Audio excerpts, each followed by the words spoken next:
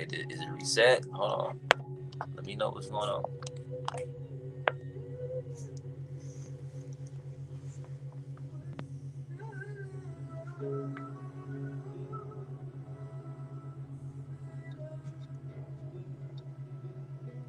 Huh? Wait.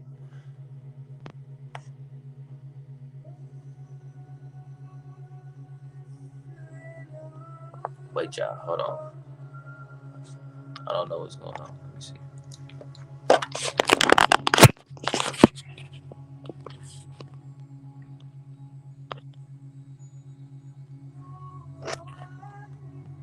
Okay. There we go.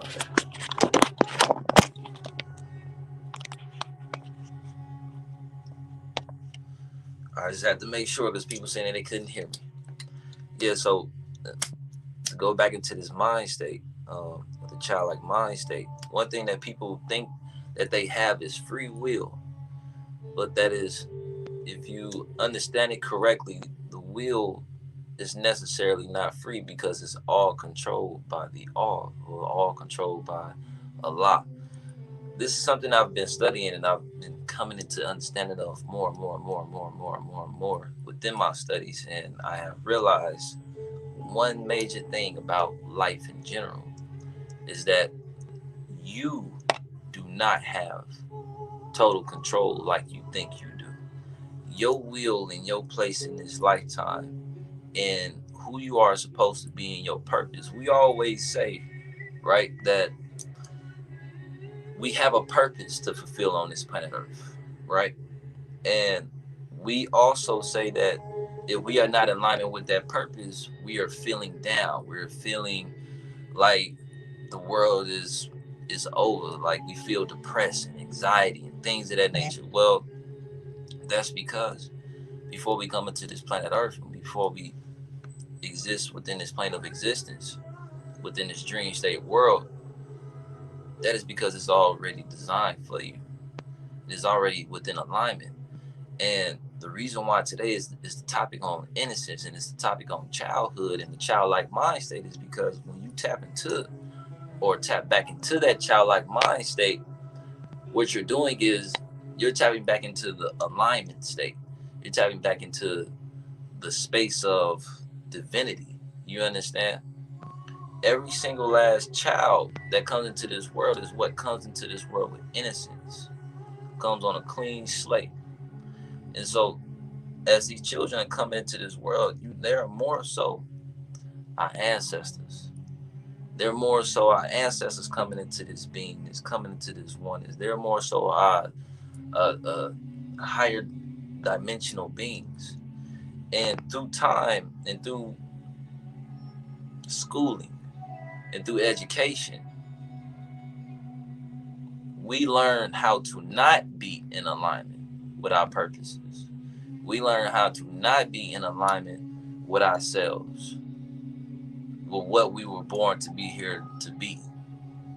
We learn that through schooling. We learn that through our parents. We learn that through preachers, messengers, quote unquote teachers.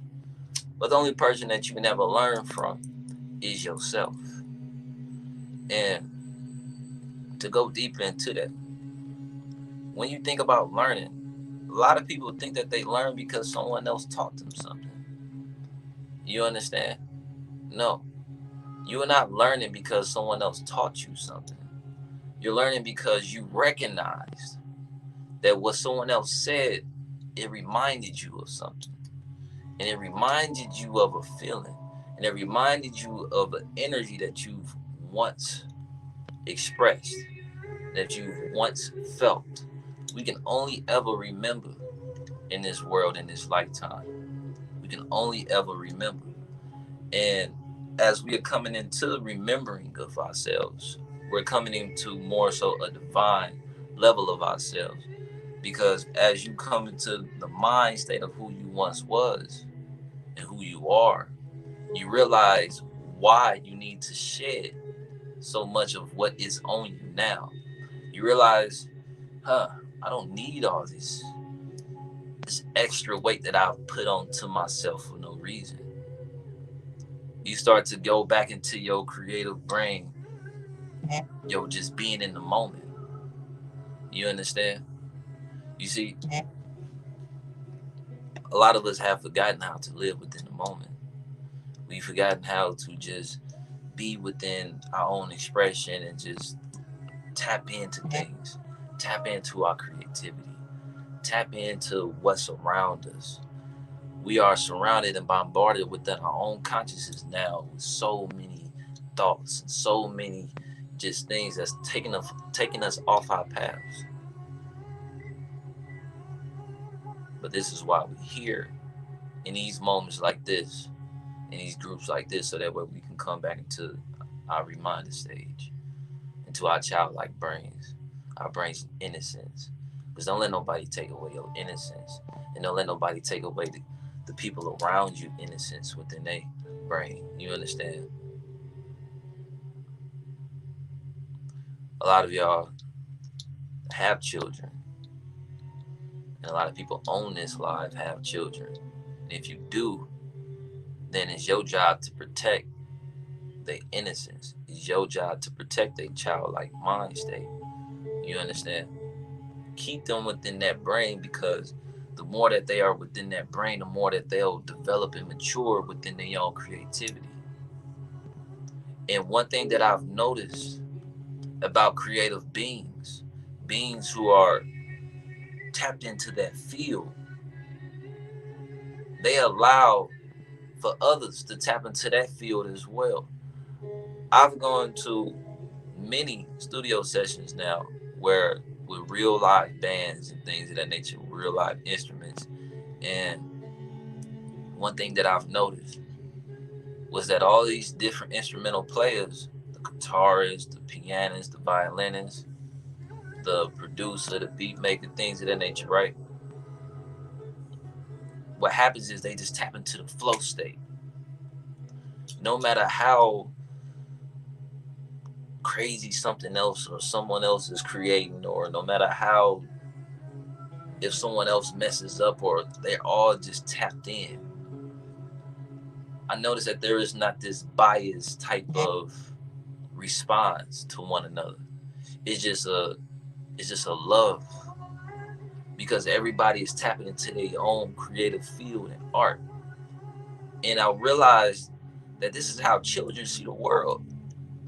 When you look at children and you understand children, they able to just make friends with each other and just tap in, because they all just worried about what they got going on.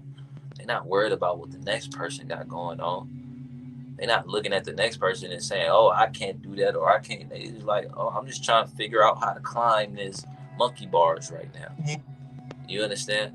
And another thing that I realized about tapping into your creativity and when you're around other creative beings is that it's the same thing. You two focus on strumming that guitar to be worried about if he messing up on the violin. You trying to tap into your powers. And one thing that I realized was that also, when you got one being tapping into their powers, it encourages the next being to tap into their powers.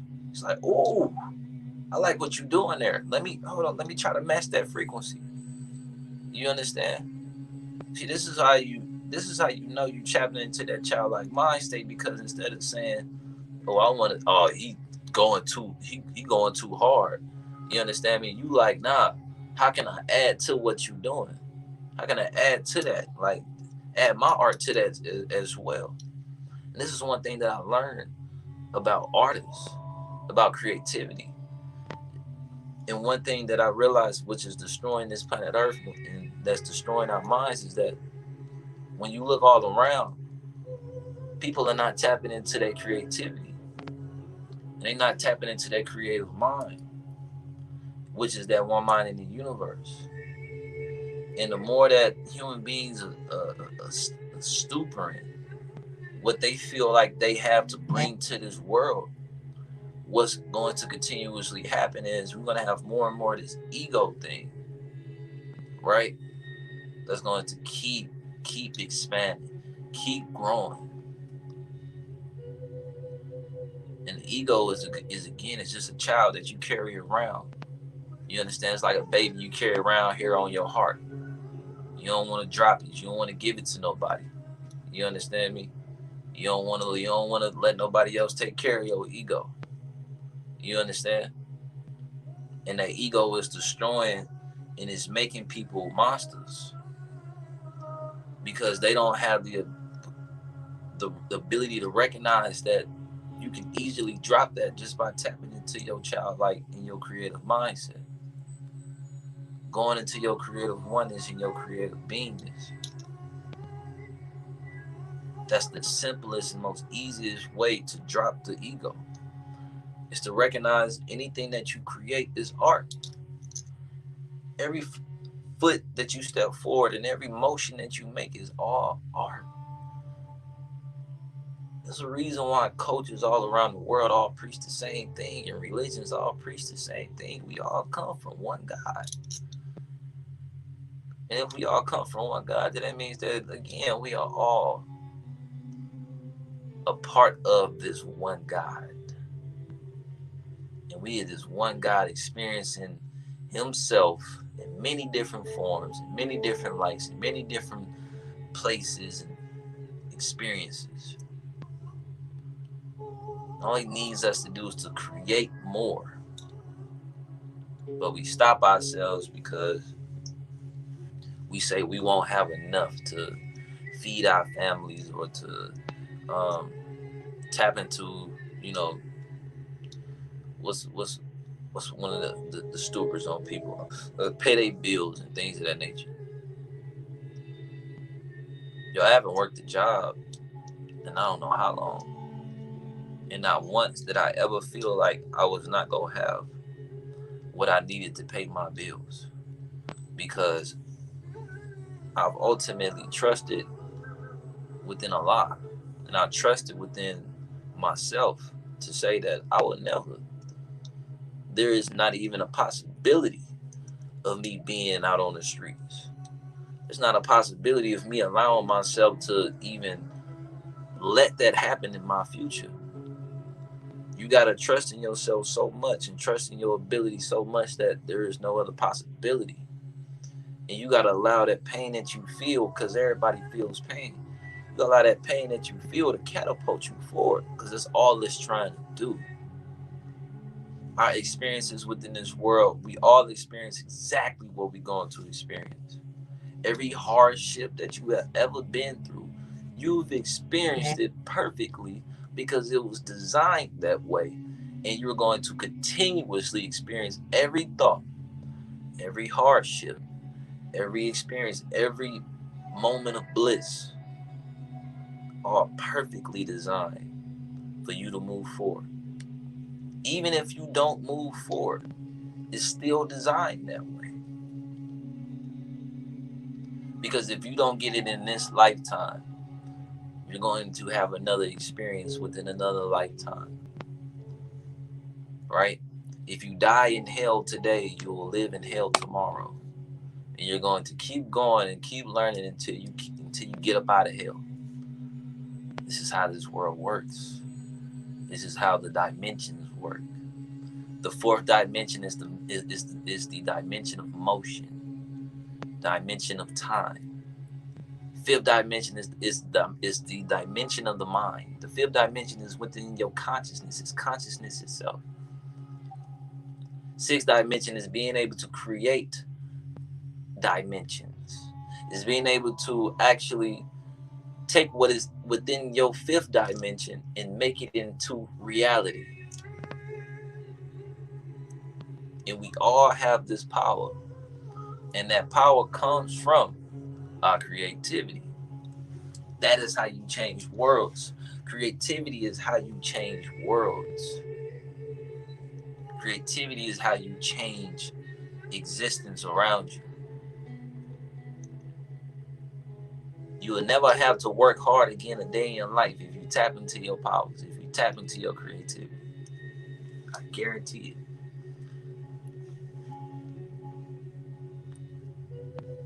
Everything you see around me is just a part of my creativity. This scepter was a gift. It was a gift to me because I was carrying my staff. You understand? The staff that I created out of my own creativity. Someone saw me with this staff and with my style. They like, oh, I like your style. You are indigenous. I see it in your soul. You got the ancestors walking with you. And they sent me a scepter and it's a handcrafted carved scepter. It's a rare piece.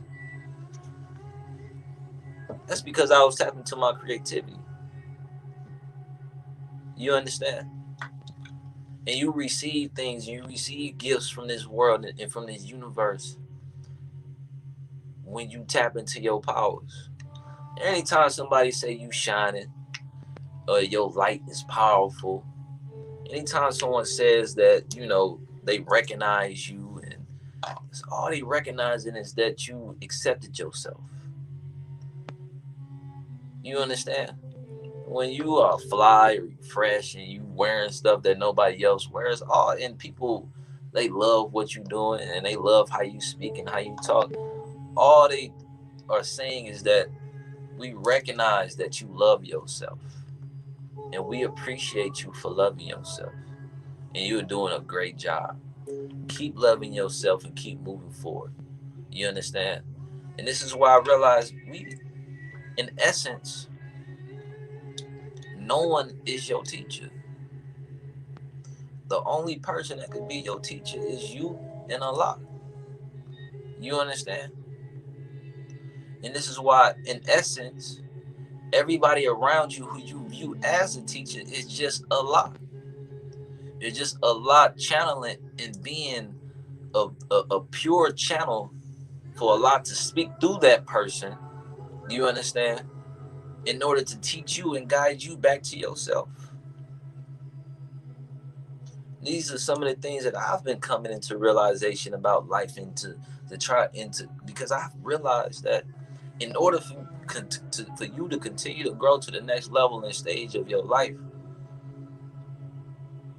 and if you say that you with God, right?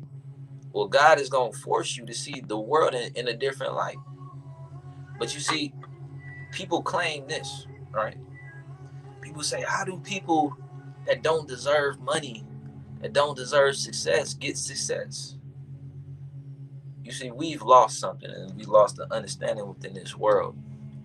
You see, we lost the understanding of that there are different spirits that exist, and there are different entities, energies that you can call on.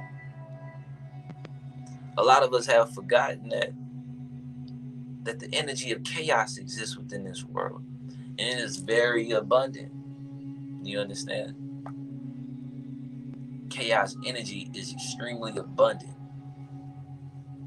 And so for you to be a being that taps into your power, but if you use it for chaos, you're going to receive a lot of energy from chaos.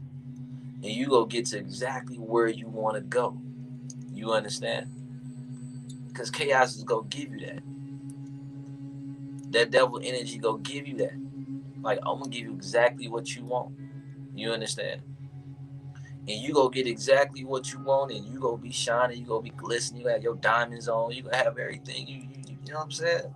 You gonna be fresh, you gonna be fly, you gonna be tapped in, right? You have all the clout. Everybody gonna be, screaming your name. People want autographs, you famous. You're famous, you got money, right? On the flip side of that, and this is the thing that people are continuously searching for within their life, is I've gotten all these things and I've gotten myself to a level of success, but within that level of success, I've lost my goddamn brain. I've lost my sanity. I've lost my mind. And so people go into drugs. They go into and trying to figure out how to get themselves back into a space of clarity, because we realize just how much of a headache that is to deal with when you got everybody and everything and all the external world looking at you, and all you want is a little bit of peace of mind. You understand? Because the only thing that we are ever searching for is just our peace of mind. It's our childlike mindset. That's it. And so this meditation today, that's what I want us to do, is to start, because I want to help y'all open back up these portals. Get back into that divine channel again. You understand? Get back into that area of our life where we feel like we are directly allowing God to move us into places, into spaces. Because God is moving you into places, into spaces. Even when you are going down that route of, negative energy, that's still God moving you there, because you've obviously asked God to do that. You understand? This is one thing I've realized about our Creator, and about when we talk about the devil and we talk about negative energy and things of that nature, is that God gives you exactly what you ask for. Do you understand me? And sometimes even when we're not asking for it, right? We think we not, but our actions are. Your actions are always guiding you, whether you know it or not. You may not be thinking because, oh, I don't think about this. Why is this happening to me? Well, your actions are creating it.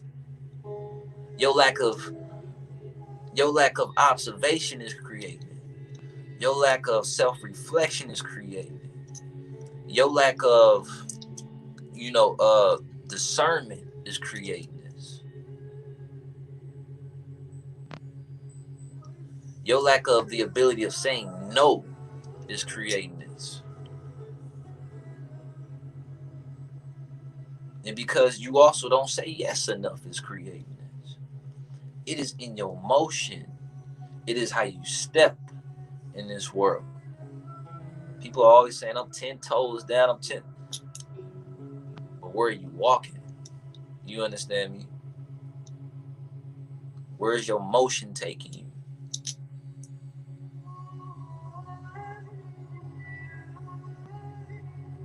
Because one thing I see when I see children is I see just pure innocence. I see pure beings who are in love with themselves, who love themselves, who will teach you a whole lot about this universe if you sit there and listen. You sit there and observe, and you sit there and watch. And you protect the innocence, and you protect that being of children. You understand? We in a world where children are unprotected, and we wondering why we are unprotected. It's the micro and the macro. We got unprotected children out here. You understand? Our minds are heavy because we know just down the corner some child is probably being, you know what. You understand? And we are supposed to be divine beings. And we are supposed to be beings who are calling on and praying to God and calling on a lot of things in that nature. But it's children out here that's being hurt.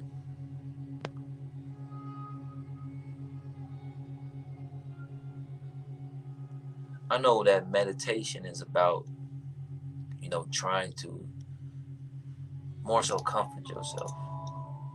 But sometimes in order for you to tap into the right spirit of the meditation, you have to feel a level of fire sometimes.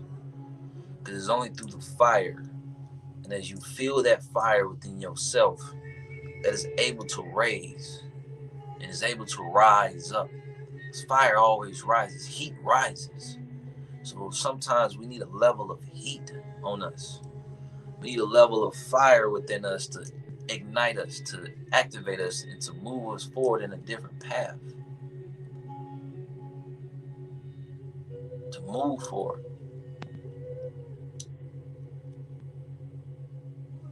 So we gonna get started on this meditation. And this meditation, oh wait, before I go into the meditation, I almost forgot. I want to read a page out of the Quran. I'm reading basically exactly where I left off. I'm reading Right now, I've entered the first part of their enmity to the prophet. Um, I'm only gonna read a couple of pages, just because I want to, just the right energy in here. And let me check the comments, because I know y'all in the chat. I see y'all saying, you know what I'm saying? I love y'all.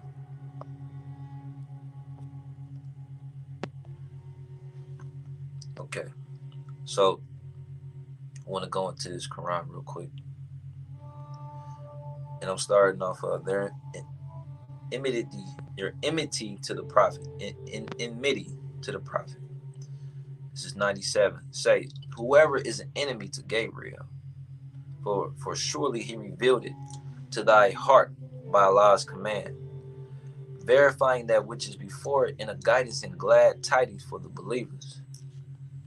Whoever is an enemy to Allah and his angels, and his messengers, and Gabriel and Michael, then surely Allah is an enemy to disbelievers. And we indeed have revealed to thee clear messages, and none disbelieve in them except the transgressors. It is that whenever they make a covenant, a party of them cast it aside. Nay, most of them have no faith. And when there came to them a messenger from Allah verifying that which they have, a party of those who were given the book through the book of Allah behind their backs, as if they knew nothing. And they followed what the devils fabricated against the kingdom of Solomon. And Solomon disbelieved not, but the devils disbelieved, teaching men enchantment. And it was not revealed to the two angels in Babel, Herut and Marut, nor did they teach it to anyone, so that they should have said, we are only a trial, so disbelieve not. But they learn from these two sources, that by which they make a distinction between a man and his wife, and they cannot hurt with it anyone except with Allah's permission. And they learn that which harms them and profits them not. And certainly they know that he who buys it has no share of good in the hereafter. And surely evil is the price for which they have sold their souls, did they but know. I ain't even read this chapter yet. And it's interesting how this part is pretty much so in alignment with what I'm speaking on today. And that's just interesting how the synchronicities in life continuously evolve, and it continuously will show you. And some things just be on the heart. And it's important to speak from the heart. It's important to speak from that place. So today, we're about to go into this meditation. If you got crystals or an ankh, or if you have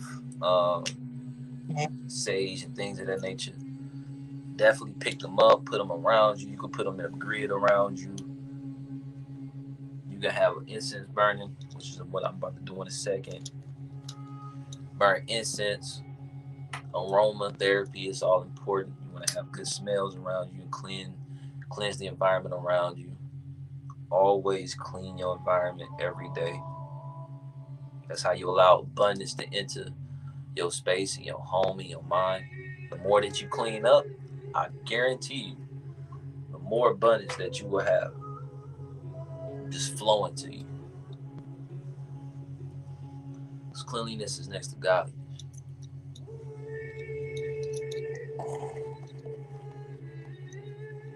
So you can start now by breathing. Breathe through the stomach. Again, this is called the dragon breath. You can do it also if you want to start activating those molecules within your brain.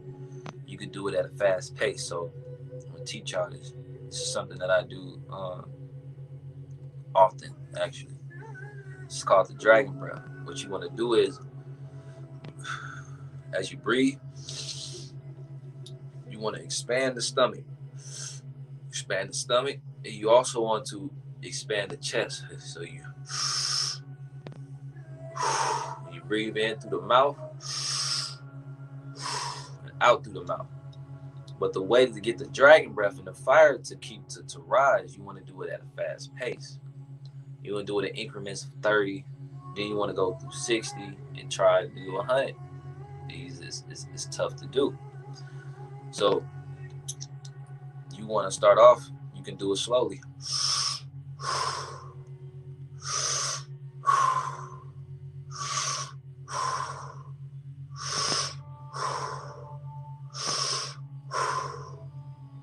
Or you can do it fast.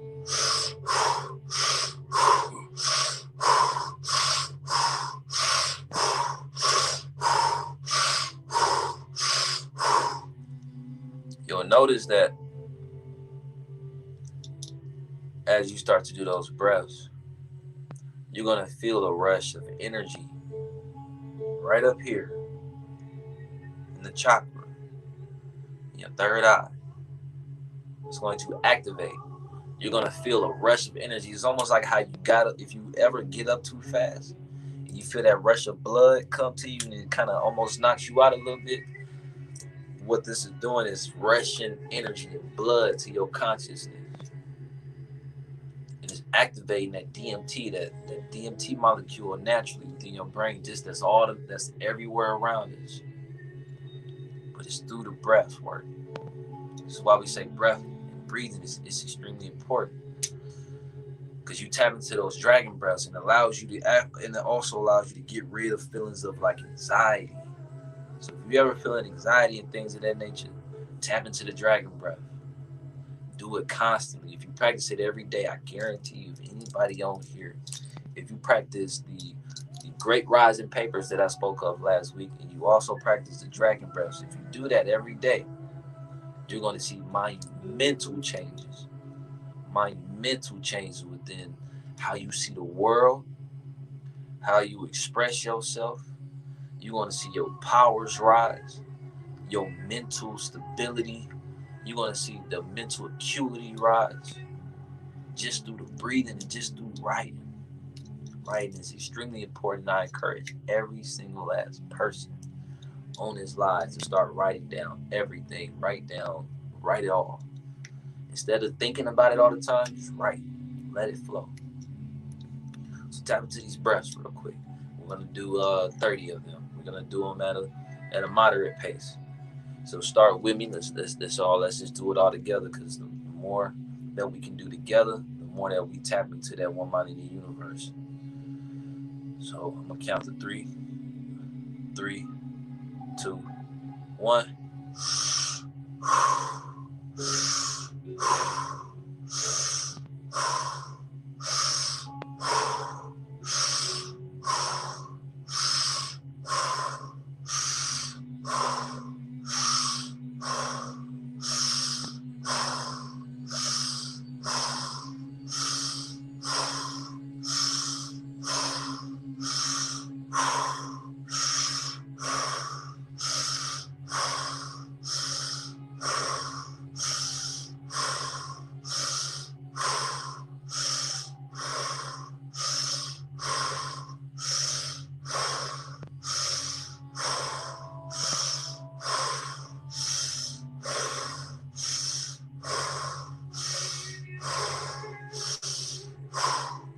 Now you can hold your breath.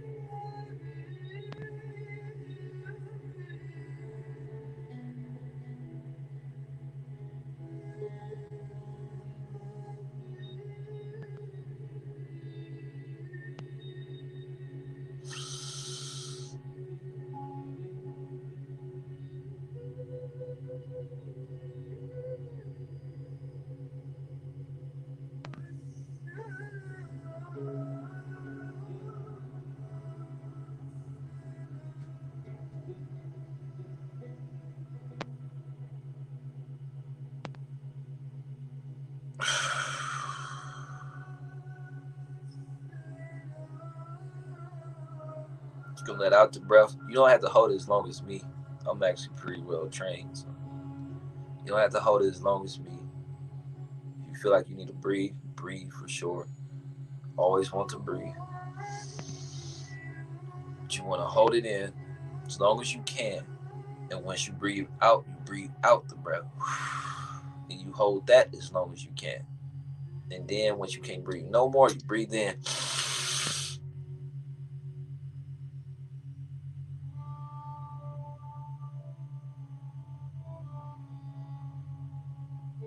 Then you release.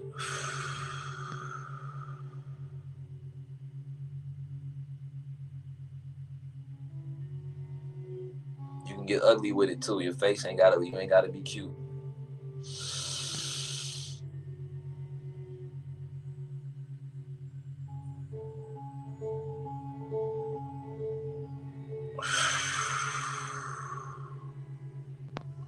This space is not about being cute. It's not about being nothing. It's just about being who you are.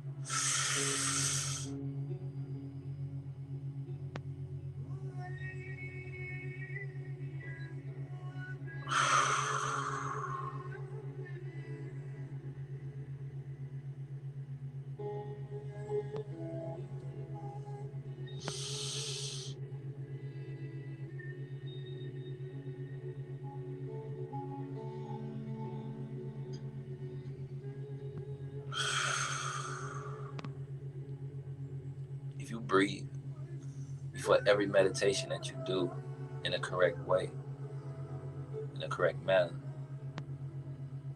you will notice that your mind will naturally calm down. It will naturally start to ground itself. You'll feel more present every time. Another technique that you can do also is holding your breath. This is a great one that I like to use, but when you hold your breath, count, but count slowly in your consciousness. So you hold your breath and you say, basically, you hold it. You say 1, 2, 3. Like if you count like that in your consciousness. And another thing that you can do is as you're holding your breath, this is another way I'm training y'all also how to hold your breath for long periods of time. When you do that, you are initiating a pathway of, I call it a pure suffering. I say pure suffering because you are inducing the suffering onto yourself, which allows you to tap into the portals. One thing that I've learned about tapping into the magic or tapping into the esoteric realm and the Akashic records and the portals is that you have to induce some form or level of pain onto thyself. The reason why people work out and they train their muscles and their body is because we have so much memory within our body, within each and every single muscle. People think it's just their brain that holds the memory. That's not true. It's the entire body that holds your memory. Your body is the first recognition of what you've been through. We got scars, we got tattoos, some we got big bellies, we got small bellies, we got big thighs, small thighs. And that is the first indication of what you've been through in this world. It's the first thing that'll remind you. Simply looking at your tattoo, simply looking at a scar that you have on your leg will remind you of when you was 15 or 12 or 13 years old. You'd be looking at a scar and be like, wow, this just brought me back. It's because your body holds the first level of your memory. It holds all your memory. And you can tell right off the bat that if someone works out, then they care a little bit more about themselves. You understand? Or that they have a little bit more level of, ability to go against pressure. You understand? You can see it on their body. It's their body language. It already gives it off. You understand? So this is one thing that we can start learning and teaching and understanding about ourselves when we go into our breathing.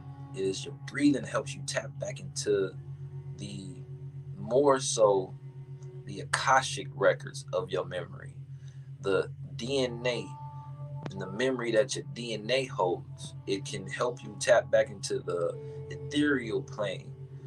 A lot of people don't know that you can actually dream while you're awake, and you can dream while you are in meditation, and you can enter states of beingness literally just through deep meditation. You can enter the dream world and you can be wide awake.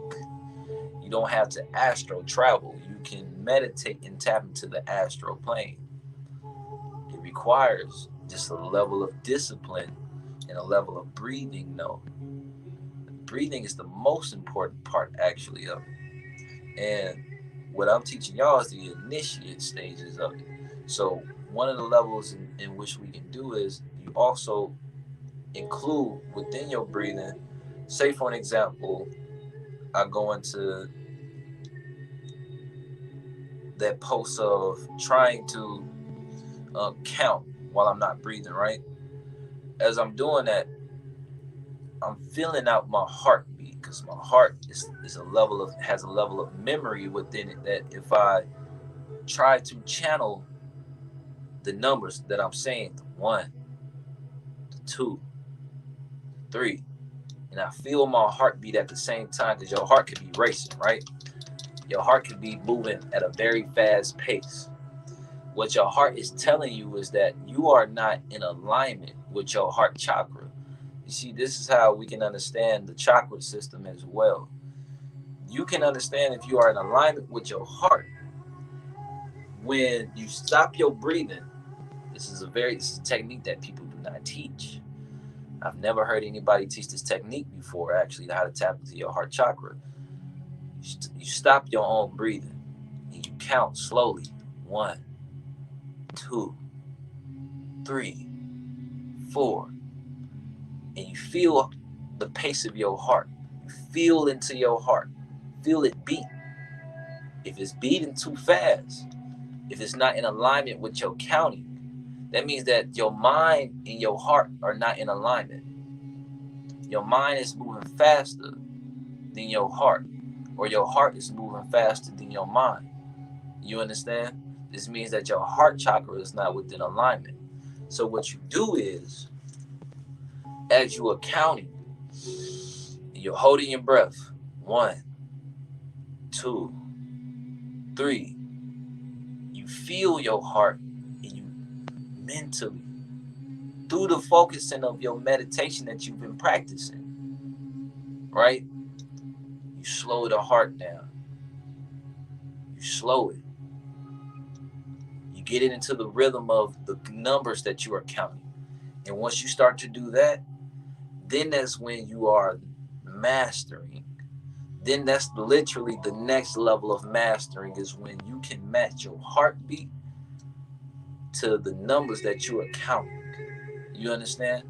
And you will notice that as you do that, you will notice that the more that you do that, you will start to literally open up portals in your consciousness, and you will feel so in alignment with yourself. You're going to feel a lightness come over you, pureness.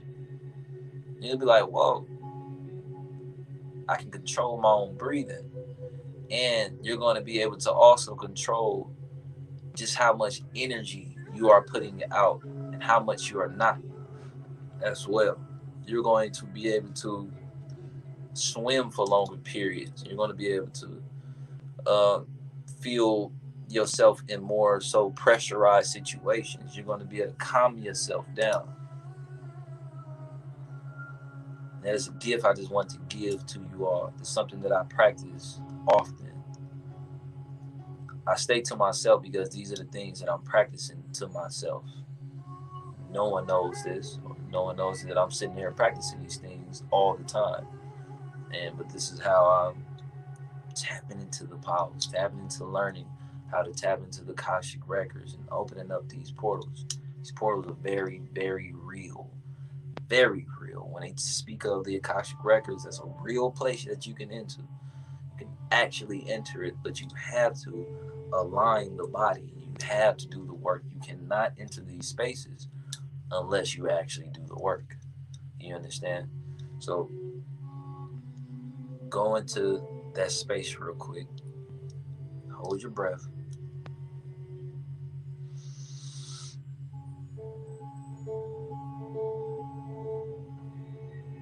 I'm going to help you. Close your eyes. Nobody should be commenting or leaving comments right now. Close your eyes.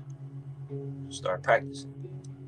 That's how we go tap into a childlike mind state, the child brain, the brain of innocence, tapping into back into innocence. Child mind doesn't have this thought of death, doesn't have this fleeting thought that their life is going to end. They just do things. They just climb on things. They just do whatever. Pick up whatever. They eat whatever. They do whatever. Because there is no thought of death. That is a taught thing to us. That is, death is taught to us. Remember that death is taught to us. Children don't recognize that. This is why they grow quicker. This is why they're able to expand their minds quicker. Because their brain is not stupid. So when you're holding your breath, lose the idea that you can die. You have to lose these everything. You have to detach yourself from everything. Detach yourself from your girlfriend, from your boyfriend, from money, from your living situation. Detach yourself from every single last thing. Because you come into this world again as a child and you'll die as a man or woman, and you'll die alone. You'll be by yourself. You're not going to be able to take any of these things with you, right? Nothing. So the power in your mind is being able to release yourself from the spiritual and emotional shackles of what you've attached yourself to.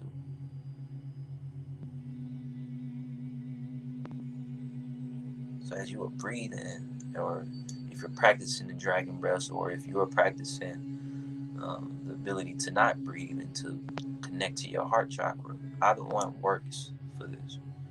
Just listen to what I'm saying. The more that you release yourself of attachments, what you think you know, right? Who you think you are, what you think you've accomplished. All of these things, they're all attachments.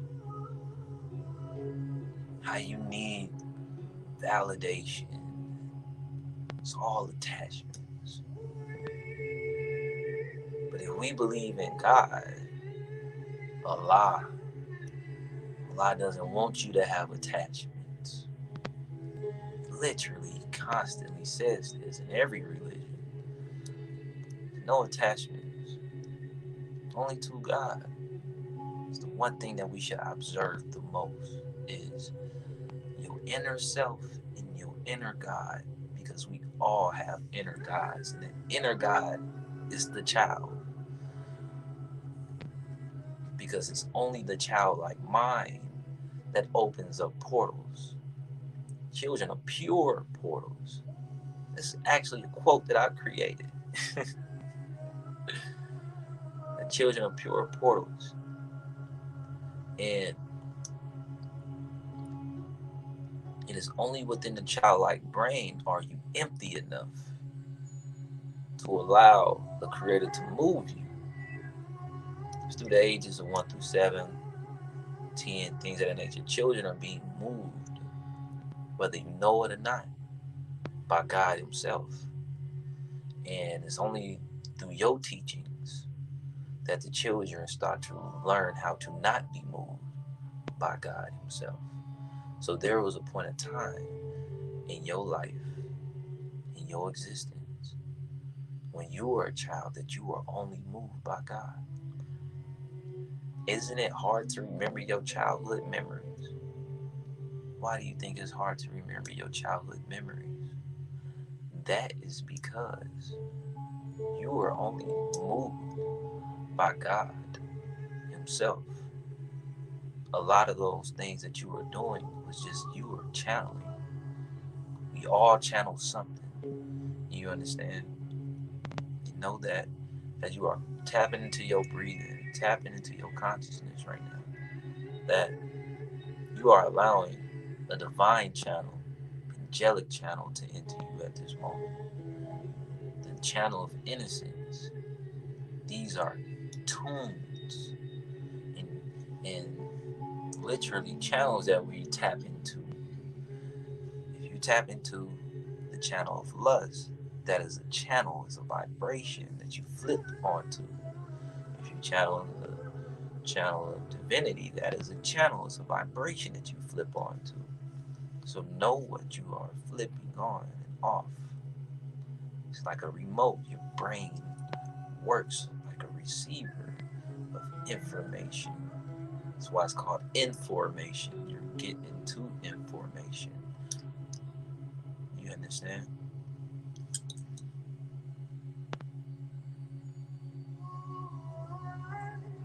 So repeat after me. We're going to say some affirmations.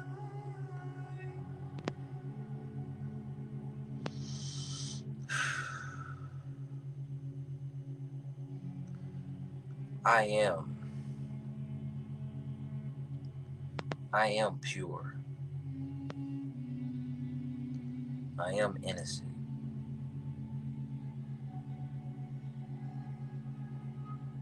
I am okay with thyself. I am within the moment. I live within the moment. I exist within the moment. I allow and I open my mind to only divine and angelic entities. I release all heavy burdens. I release my ego. I release what I perceive to know. I release all that I don't know. I allow what is for me. I am grateful for what I have.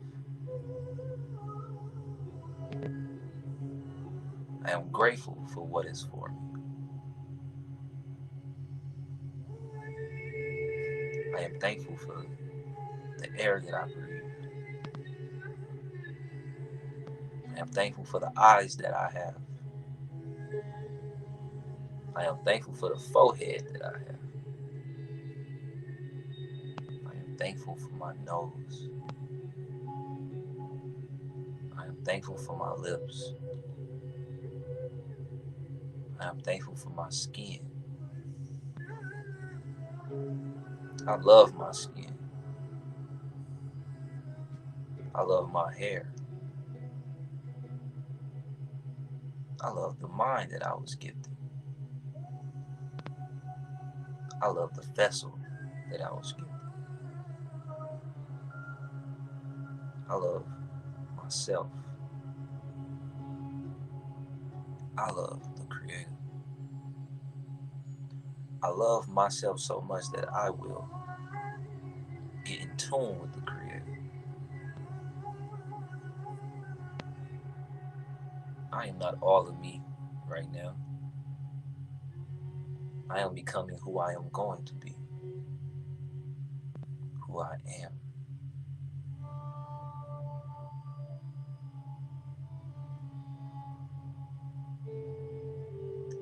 Now my body, I'm thankful for my body.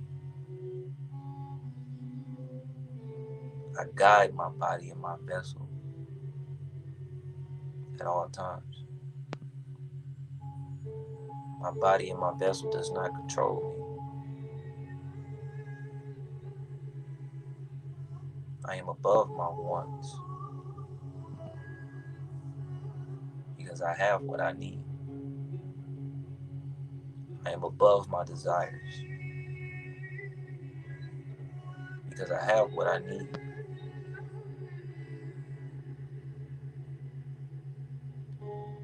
I only wish to receive what God wants me to have.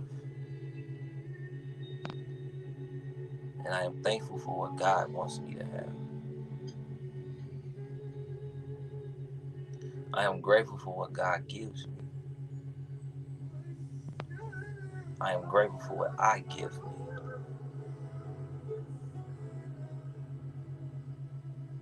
I am. I am. I am within complete alignment.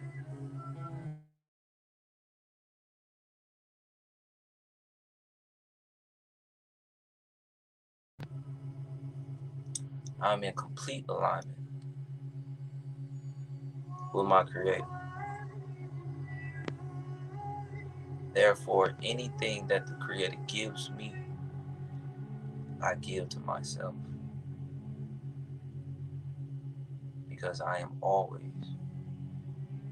within alignment with our Creator. I call on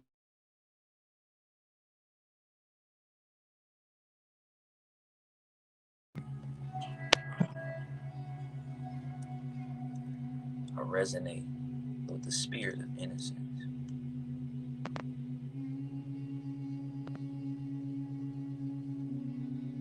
My tongue speaks the voice of innocence.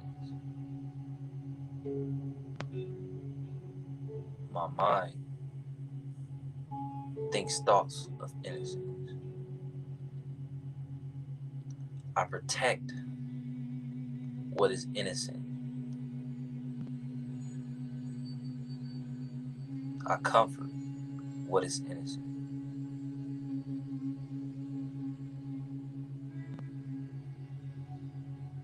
I respond to only affirmations,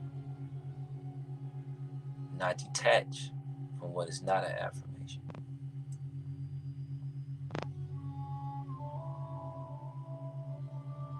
I accept only what is for me, and I detach what is not for me.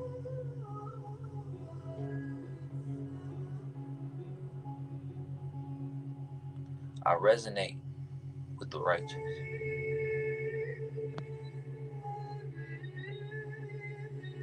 I resonate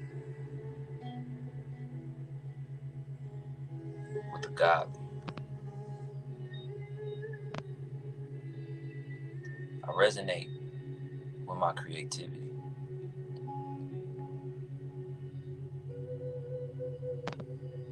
I resonate with what is right in front of me. Everything that God puts in front of me is always the path in which I should walk. And I am with the Creator. Therefore, every path that I walk is the path that I've created. I resonate with innocence. I resonate with my childlike mind state.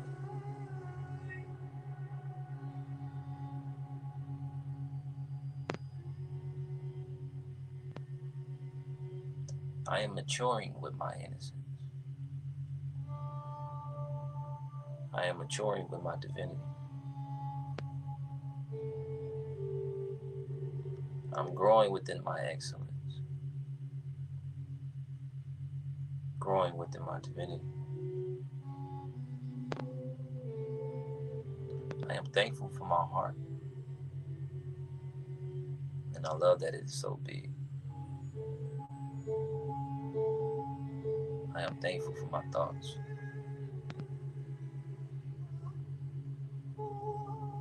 And I love how they help me be.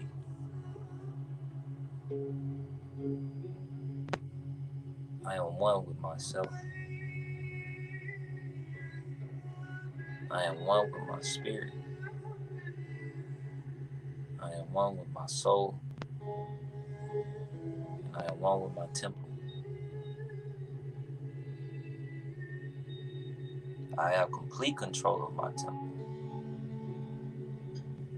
I have complete control. Nothing else within my environment has control over my temple. For I am a temple that is able to move and able to set forth any place that I wish to go. So anywhere I go, I walk as a temple. So the house of God is always within me. I am my own servant. I am my own preacher. I am my own teacher. I am my own master. I am my own father. I am my own mother.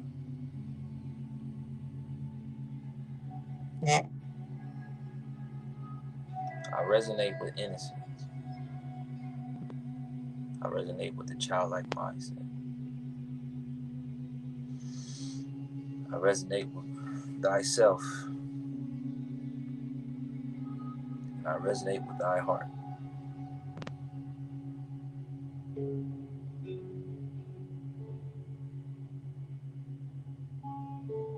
I am thankful for my creativity. And I'm grateful for what I create with it. Even if those around me cannot perceive what I have created in its full light, I am completely grateful that it has a light.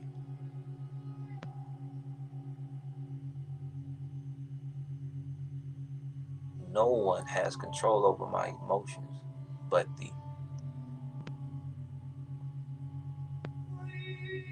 Nothing can make me respond but thy will. I am mastering my emotions.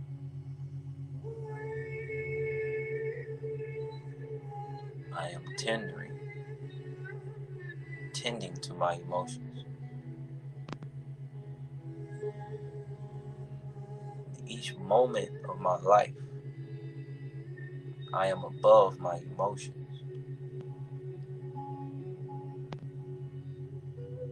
Each step of the way, I am above my emotions. I resonate with truth. I resonate with divinity. I resonate with innocence and all that is within me. I resonate with heart. I resonate with love. I resonate with peace. I resonate with the sky that is above.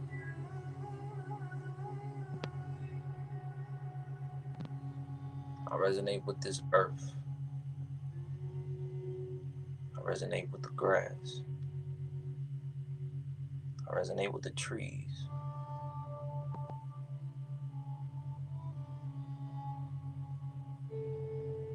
I resonate with the clouds. I resonate with the stars. I resonate with the gravity. I resonate with my heart.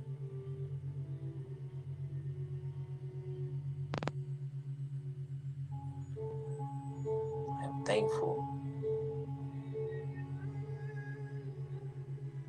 for my childlike spirit. I am thankful that God is always near. I am thankful for the feelings that I feel. I am thankful that I make this universe real.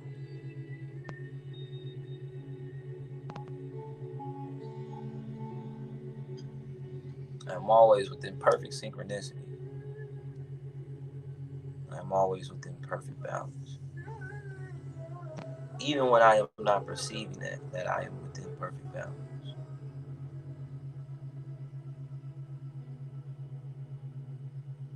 And it's okay that sometimes I lose my way. And it's okay that sometimes I forget my way.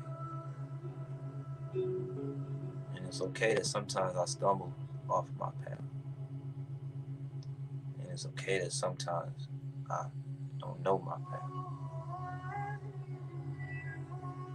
But God always brings me back to my path. Because God always brings me back to myself. And every step and place that I walk is just a place that God is teaching me about myself.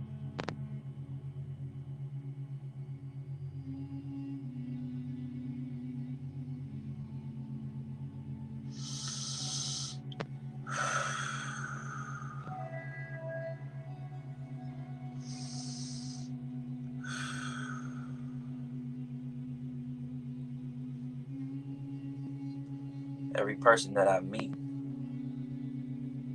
is a reflection of me. Every person that I meet, I treat with respect like I treat myself. And every person that I meet respects me like they treat themselves. Every person that I meet is a reflection of me. Every person that I meet resonates with me. Every person that I meet is a reflection of me. Every person that I meet is here to experience with me. Every person that I meet is a reflection of me. Every person that I meet are all within the God frequency. Every person that I meet are all on the same path. Every person that I meet is a friend on my path. Every person that I meet, I am a friend on their path. Every person that I meet, I am thankful that they are on the path. Every person that I meet, I treat with dignity. Every person that meets me treats me with dignity. Every person that I meet, I give respect. Every person that meets me gives me respect. Every person that I meet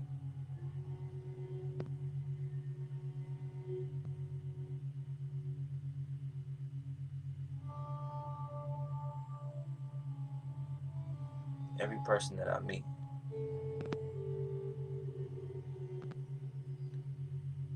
is available to be loved. Every person that I meet is a reflection of love. Every person that I meet has great intentions for me. And every person that I meet, I have great intentions for them. Every person that I meet has innocence within their minds and hearts. So every person that I meet with innocence.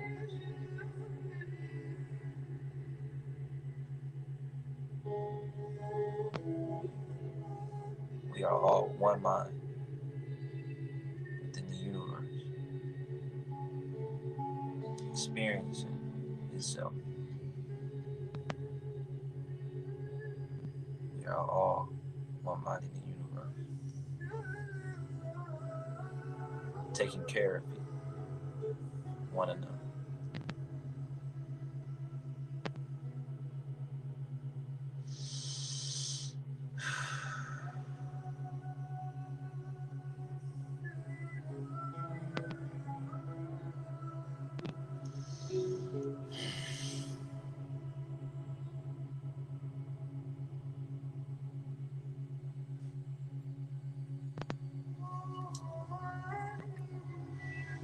Thank you all for going through this meditation with me. You can start to move your toes and your fingers, shoulders. Come back.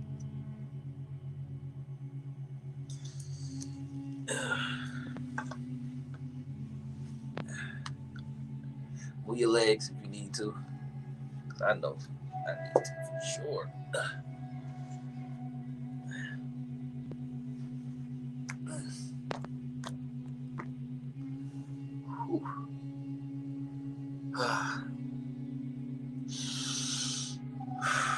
Take deep breaths. You can keep practicing the breath work if you need to. It's a beautiful practice.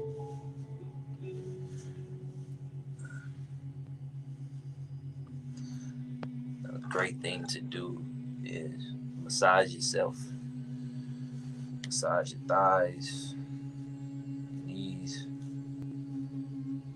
It's important to show love to your own body. Important practice, feminine practice that men, I would love for more men to do is to massage their own bodies, um, to take care of their bodies, take care of their skin, take care of literally themselves. Because what it'll do is it'll start tapping you back into the feminine essence of yourself.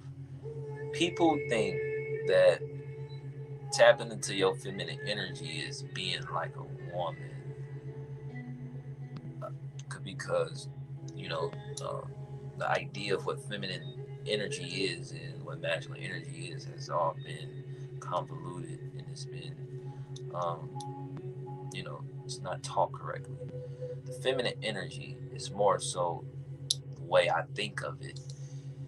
It is really taking care of yourself.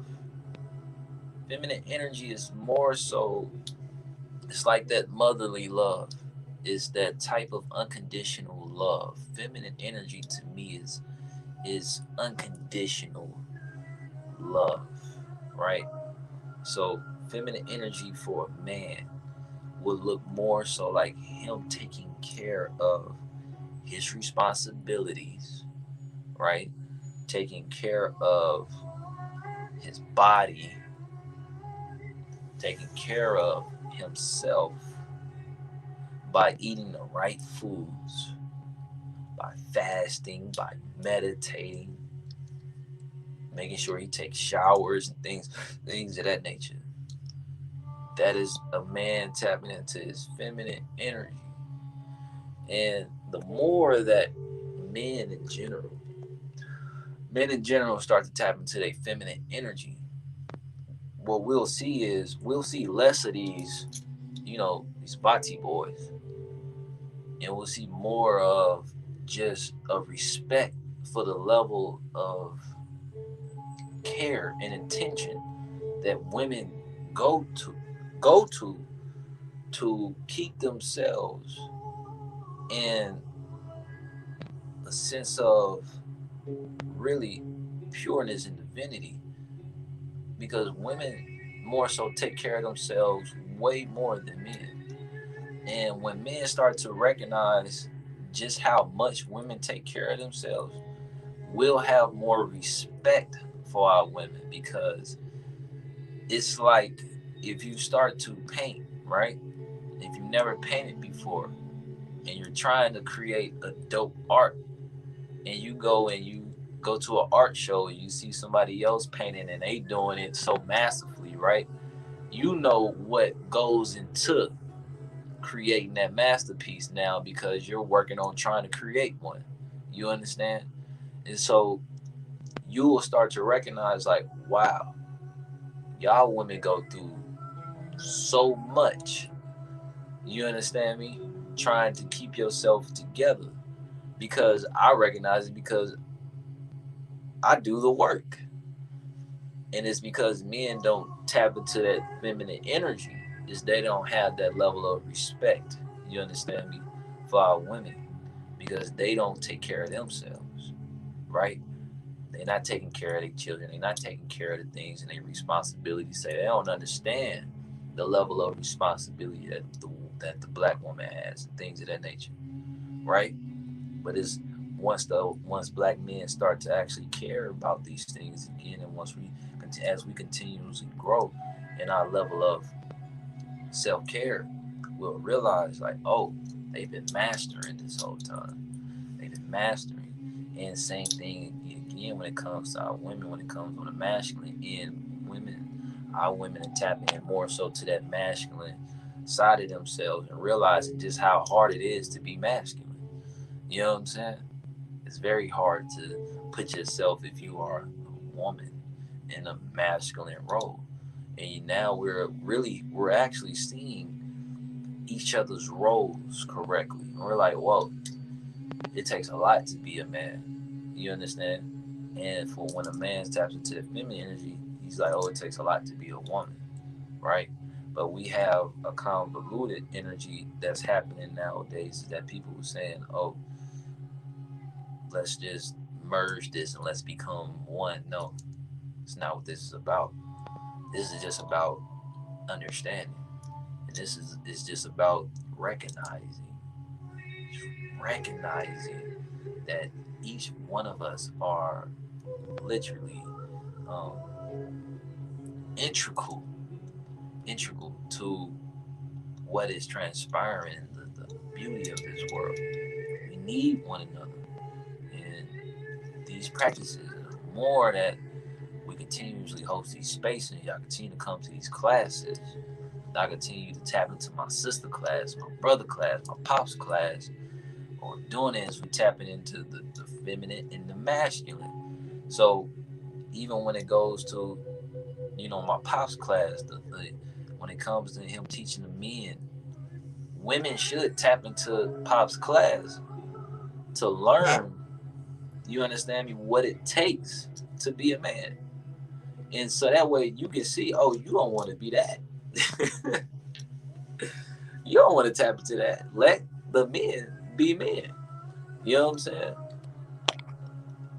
Because once women start to understand the level of training that it takes to be a man, they like, nah, I stay in my feminine energy over here.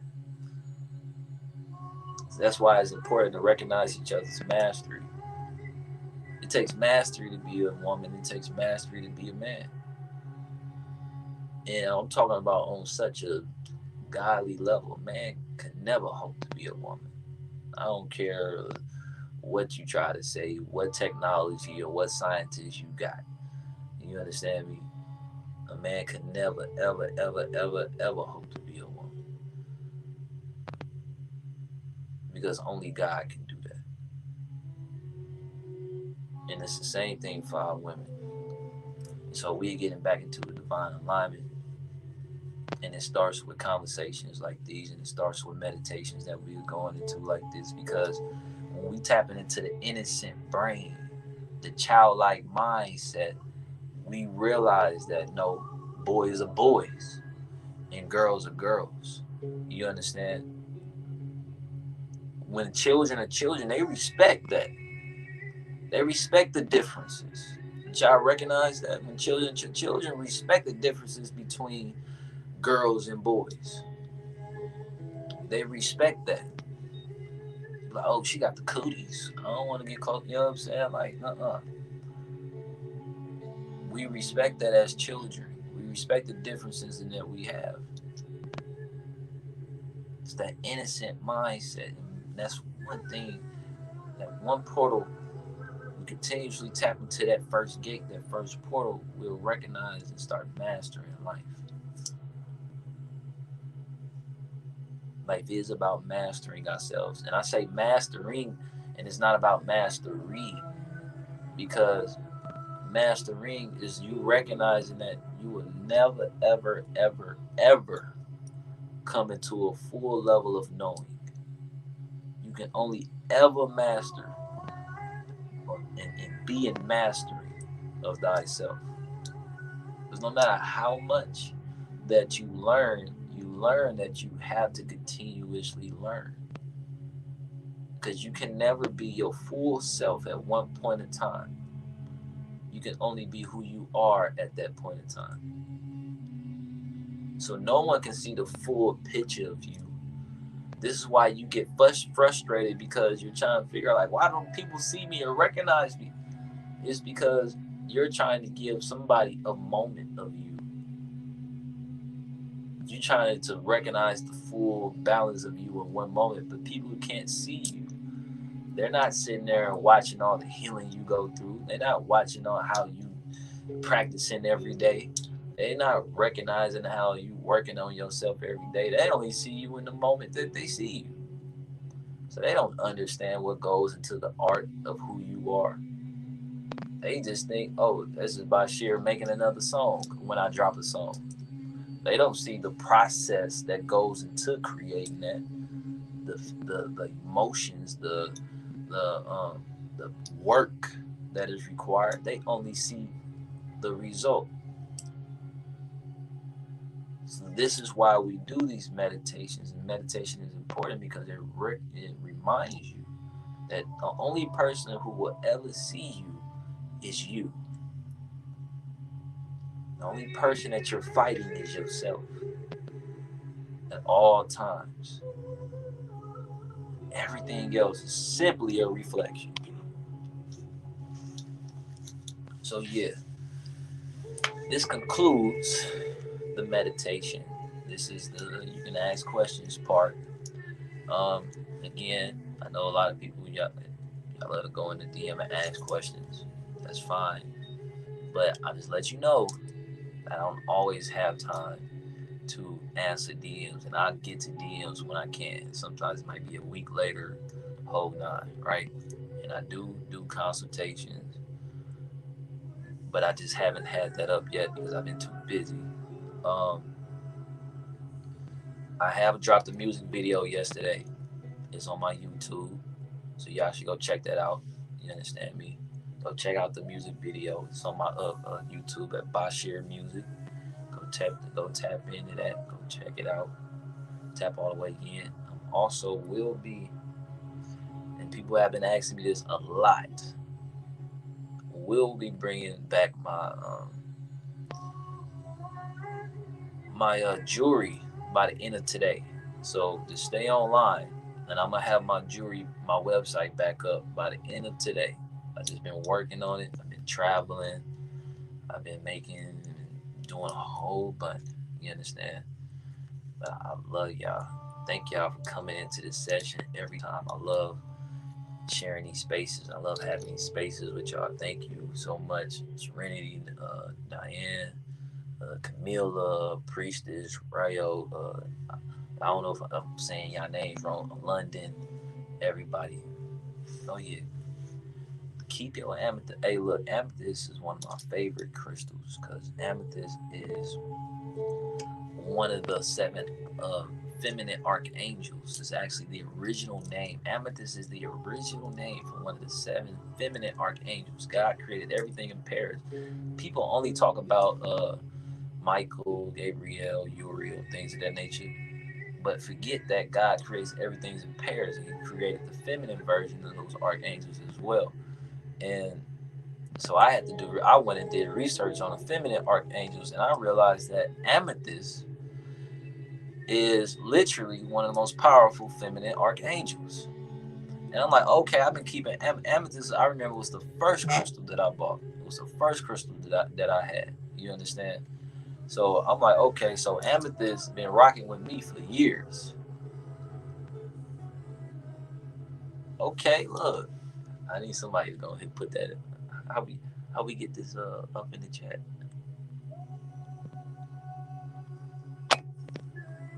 I need to pin that up in the chat.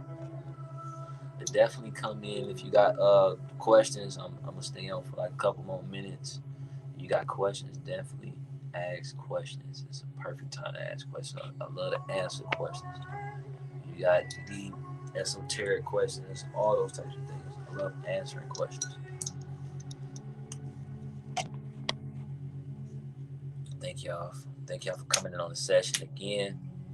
Another thing, go on my page, Basheer Music, Basheer Music on Instagram. Definitely share these meditation sessions, like screenshots, clips. Share it on y'all stories, tag. Um, please do that. Always appreciate you, Chris Raw.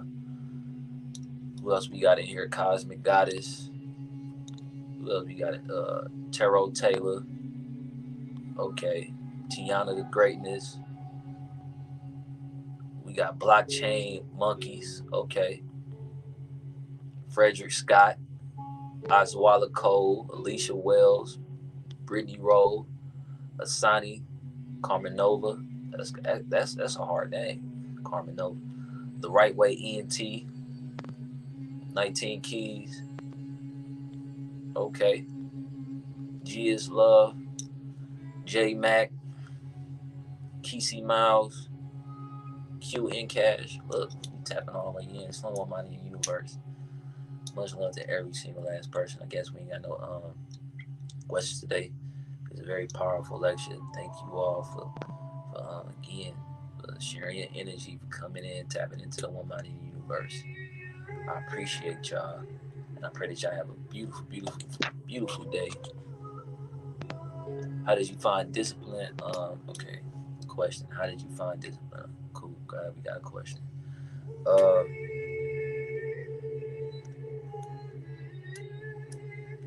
I don't want to give you the easy answer. Um, I found discipline through routine. Routine is extremely important if you want any type of level of discipline. Don't think of discipline as something that you're fighting yourself to do. Think of it as, if you create a routine, something simple, simple as keeping um, symbols around you, right? One thing I want us to understand about symbols and symbology: if you keep symbols around you at all times in your room and things at art, you're going to train your mind to be disciplined. Say, for an example, you take a symbol that is about unity, that's about God, that's about Allah, things of that nature. And if you have that in your room as like a painting or something, you're going to get up, you're going to rise, you're going to look at that symbol, and that symbol is going to remind you of who you are. You understand? So certain things, simple routines, such as making sure that you buy black products from people when you go out and you go to events, making sure that you spend it from a black person. You understand me? Small things add up to the monumental. Remember, it's always the small steps that add to the monumental thing. We tend to think of changing our lives by making monumental changes, but no, it's the small things that we do. You can make a decision to, because a lot of people go to the gym no times a week, right? If you just make the decision and go to the gym one time a week for 30 minutes, you're making a monumental change. Because if you add up 30 minutes times 7 days, and then you go to 2 weeks, 3, 4, 5 weeks, and then you Think about it like from that perspective. You understand? Think of discipline as a form of you making sure you stay in a routine of something. Discipline is all about routine. You simply getting up and fixing your bed every day is a discipline. And all disciplines, they work like seeds, right? I read this quote yesterday. They said you can count how many seeds are in an apple, but you can't count how many apples are in a seed. You understand? And what that represents is all you have to do is do one small thing. Plant one seed into yourself. You have one routine that will literally teach you how to see all things within that one small routine. All you need is one small discipline that will allow you to see the entire world. You understand? In that one small way. That's all you need. You don't need to change a million things. You need to change just one. Start with one. Remember, at the beginning, right, when it was zero, all it took was one movement. God didn't say I needed 10 movements at once. He said I needed one. I needed one movement, one number, one moment in time. You just need one moment. You understand me? One routine. Just start with one thing. And let that become your discipline. Make that your discipline. And that's exactly what I've done. Like I've been able to tell myself, well, if I do anything, I'm gonna make sure that I don't something as simple as making sure one of my disciplines is I never let anything have control over me. And I never tap into anything for too long. For an example, if I feel like I am making music too much, if I'm always every day just making music, to me, I am attaching myself onto that. So I tell myself, oh, well, I need to step away from music for a while. You understand? Like I train my brain to recognize that I am still all I need. Even if I can't make music no more, how will I feel? You understand? Because sometimes God will test you what you like the most. You understand me? So He'll take away things that what you want the most. So I practice making sure that I step away from things that I love the most, just so I know that I'm in balance with the karmic laws and the karmic scales. And that's one discipline that I know that I have. I'm my family, friends, they all know I step away from them. Look, I ain't got to talk to them. You know what I'm saying? I'm literally cool just by myself, and I practice that, and I understand that on a very, very high level. Okay, hold on. I think we have some more. How do you find this? What ocean did you say you cleansed this amethyst from? And when I got it from you, you said you had just got done blessing in the ocean. Absolutely. So I was at the Puerto Rican, sp- yeah, ocean. Wait, what ocean is that? Is that the Atlantic? I'm not sure. I think that's the Atlantic Ocean, or no, that's the Gulf of Mexico or something like that. And I blessed it in that ocean at a Puerto Rican beach. You understand me? And I was doing some healing work. I was doing a lot of healing work actually, and so that amethyst that you have is literally the one that I was doing healing work on at the beach, and I was blessing it. I was taking all of my pieces at that time that I brought with me, and I was blessing them in the ocean. Beautiful meditation is exactly what I needed. Peace to you all. Thank you, Lady Yo, for tapping in. When you see codes, etc., how do you learn to decipher them? Um, I think about codes and deciphering codes. When I see codes and when I tap into portals, the one way that you can decipher a portal is recognizing that if it comes to you, then it's coming to you because of what you've already um, been doing in in your motions. The keys to unlocking symbols is that the reason why the symbol shows up and reason why these things tap into you when they tap in with you is because you obviously have been walking a certain path. You've been walking within a certain motion that allowed for that key to unlock, and all you have to do is go back into your meditation or your self-reflection and see what moments created that. You understand? And that's how you'll understand your emotions. Like, people think it's about like just, oh, I'm just my emotions. I don't understand them and things. That no, your emotions are it's language. The emotions are language. The emotions are literally um, vibratorial frequencies and language that you are feeling within your body, and that they are sending signals to the brain and trying to get you to move a certain way, think a certain way, or respond a certain way. And they are the first symbols that we receive. When you look at Arabic language, the Arabic language is written in emotion. Ancient languages are written through feeling. You understand?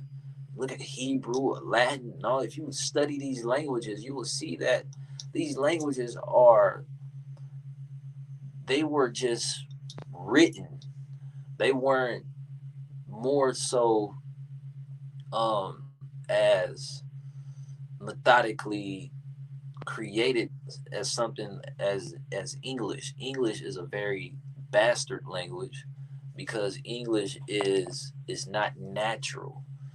It's not a natural language. It doesn't convey what the energy of the body feels, what the energy of the emotions feel. When you looking at Arabic, and the reason calligraphy is so beautiful is because calligraphy embodies the motion, the note of something. You understand? And that is what symbols are. Symbols are literally emotions that just unlocks doorways. And if you keep going through the symbol and keep adding on to the symbol, you will see and you will draw out and see what it connects to. One thing that you can do for short to unlock a symbol, draw the symbol out, right? Draw it on a piece of paper, on a blank sheet of paper, and keep drawing. Draw around it, like add to the symbol. You understand? Like for an example, um, for an example, you can draw the symbol of supreme, the Dogon symbol of supreme. If you draw out the Dogon symbol of supreme, and if you take your pen or whatever, and you keep drawing around it and adding to it, your mind will tell you what that symbol represents to you naturally. All you got to do is draw. See, people think it's a very hard to understand these things. It's not. Tap into your creativity. Your creative brain will unlock it for you. You just gotta trust in it. Trust in what your brain is doing. You can draw anything, and all you gotta do is just recognize that your creativity will unlock it for you. Take the symbols, the ancient symbols. Take the ancient symbols also that's in the ancient Kemetic temples. Thing that I guarantee you that if you draw, let's say for an example, hieroglyphs, and you just start adding on to the hieroglyphs, drawing around them and things of that nature, you will understand what the hieroglyphs are trying to teach you. You will be able to unlock it. How do you think anybody unlocks anything? They go into their own consciousness to break it down. But you just got to do it is by creating. Creativity is the key, is the answer. I just wanted you all to know that. But I appreciate you all and thank you. All praise is due to Allah for allowing another beautiful space, allowing another beautiful meditation. Um, I pray that every single last person, as you leave here today, that you're leaving with a lot of light, a lot of energy, and to move forward, and that you are healthy. Much love to every single last person on this live. And I pray that y'all share this and you bring in your friends, your family, your children, and much love to you. Thank you. Y'all have a great day.